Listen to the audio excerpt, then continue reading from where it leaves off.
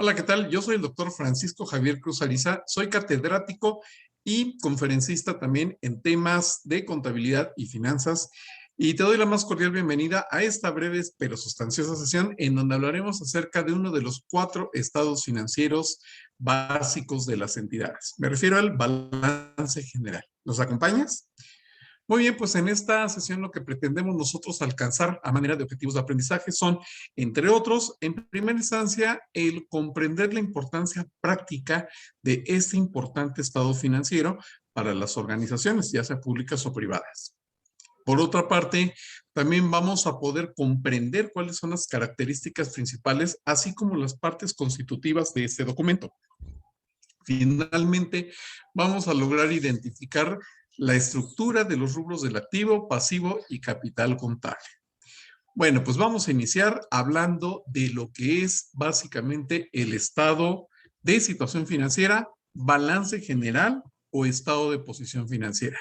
Así es, efectivamente, este que es uno de los 4 estados financieros básicos de las organizaciones puede llamarse de cualquiera de esas 3 maneras. Déjame comentarte que de acuerdo a las normas de información financiera vigentes en nuestro país, básicamente cualquiera de las 3 formas de referirnos a este documento es correcta.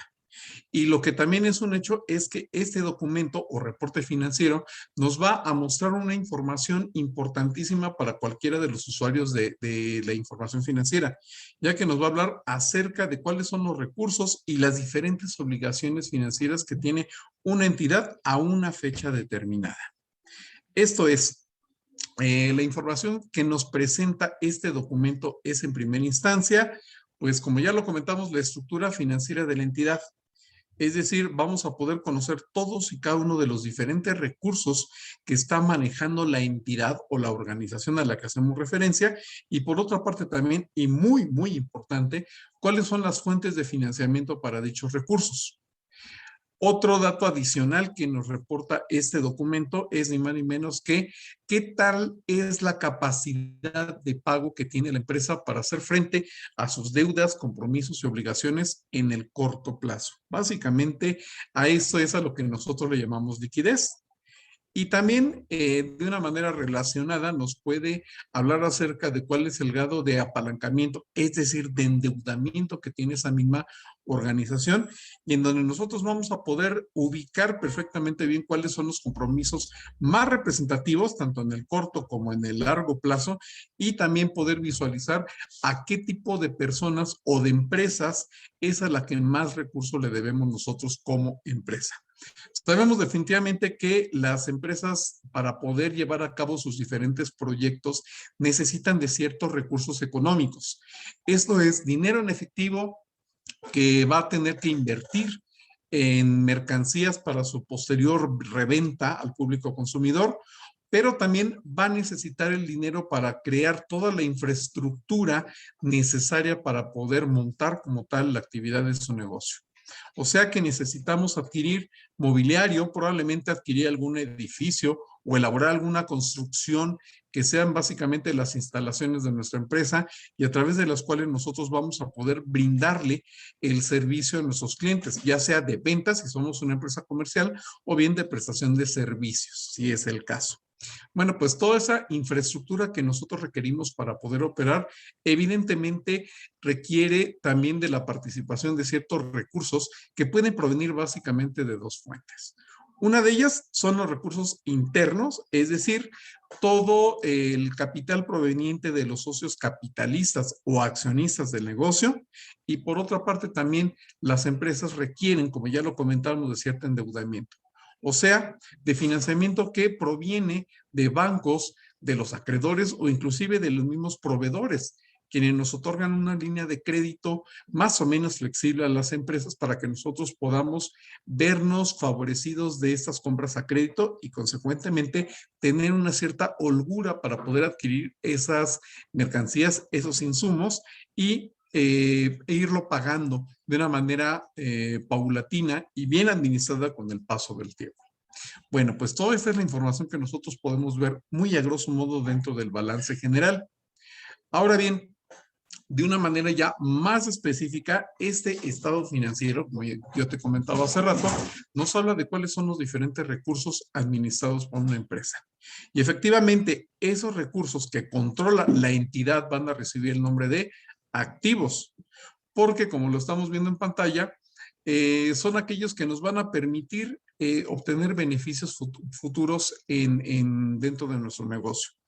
Esto es, por ejemplo, las mercancías, nosotros las estamos adquiriendo o las fabricamos, si es el caso, precisamente para que tengamos un bien que nosotros podamos venderle a alguno de nuestros clientes y consecuentemente obtener de vuelta esa inversión, pero sobre todas las cosas también un premio económico, es decir, una ganancia que nosotros vayamos a adquirir precisamente por haber dedicado tiempo, dinero y esfuerzo a esta importante labor.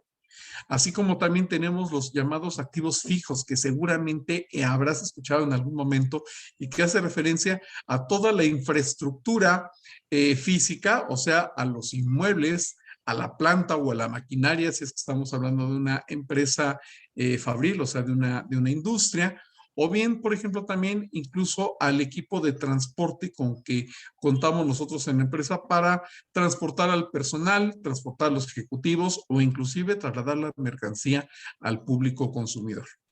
Bueno, pues independientemente del tipo de activos que estemos nosotros manejando en la organización, déjame comentarte que en este documento, es decir, en el estado de situación financiera, van a aparecer relacionados todos y cada uno de los activos que controlamos nosotros en la entidad y esos van a aparecer de acuerdo al grado de disponibilidad. Es decir,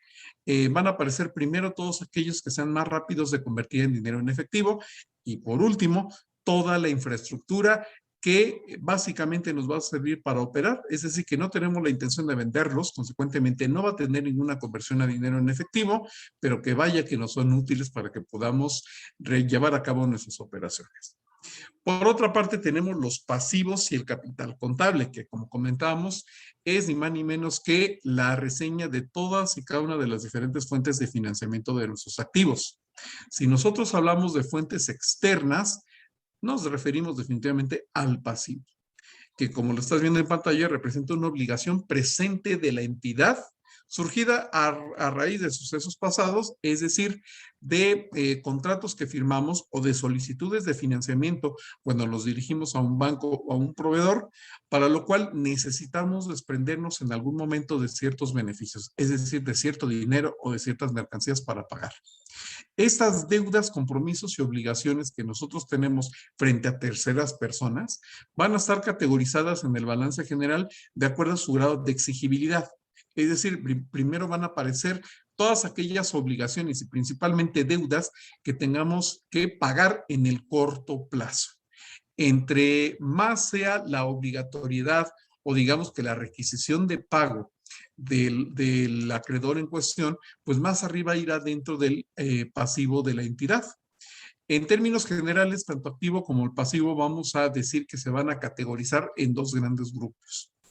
Activo y pasivo circulante para todas aquellas deudas y compromisos que tenemos nosotros en el corto plazo, es decir, en el plazo de hasta un año. Y por otra parte, vamos a tener los activos y pasivos de largo plazo o no circulantes, es decir, aquellos bienes y derechos o deudas y obligaciones para el largo plazo, o sea, aquellas que sobrepasen, digamos que un horizonte de más de un año. Por otra parte, hablando de la estructura financiera, vamos a hacer alusión al capital contable, es decir, aquellas aportaciones efectuadas por los socios de nuestra empresa. Con ello hacemos referencia ni más ni menos que al conjunto de aportaciones que van a servir para darle vida precisamente a los diferentes insumos de la propia organización. Y por supuesto, estos insumos, este capital que es aportado por los diferentes socios de la empresa, está esperando de un premio económico, porque toda la gente invertimos para obtener una ganancia que se va a ir generando a lo largo del tiempo y precisamente forma parte de la esencia de las inversiones que realizamos las personas que tenemos inversiones. Precisamente nuestra mentalidad es invertir ese dinero para que a través de la operación de negocio podamos nosotros ver de vuelta precisamente el producto de esa inversión a través de una utilidad que se vaya generando con el paso del tiempo.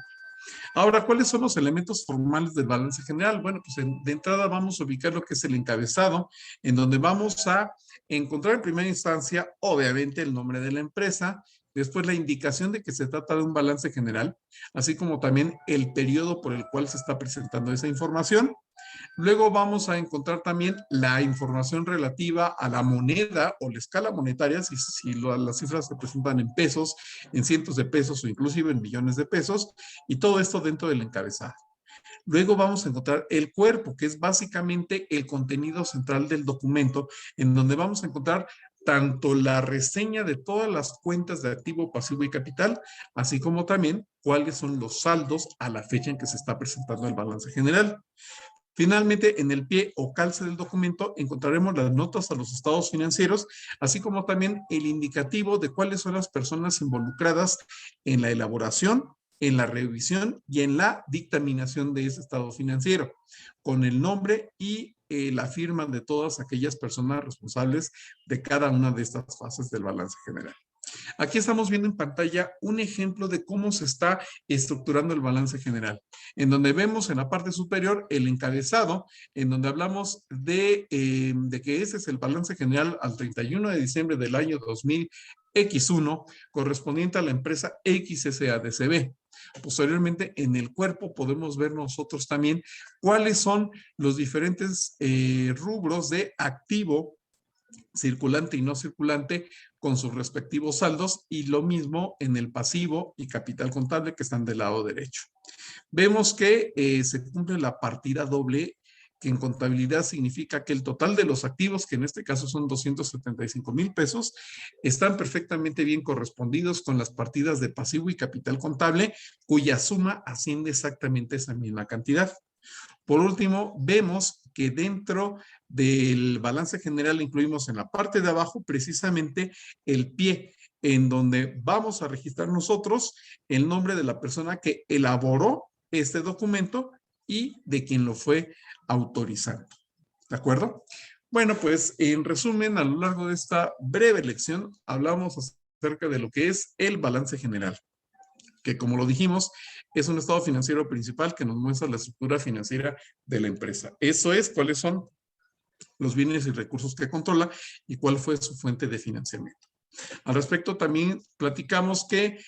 nos muestra básicamente cuáles son los bienes y derechos controlados por la entidad, a los cuales vamos a llamarles activo y que están categorizados de acuerdo a su grado de disponibilidad. Y por otra parte también vemos que se referencian perfectamente bien cuál es el conjunto de deudas y obligaciones denominadas pasivo y que se categorizan de acuerdo a su grado de exigibilidad.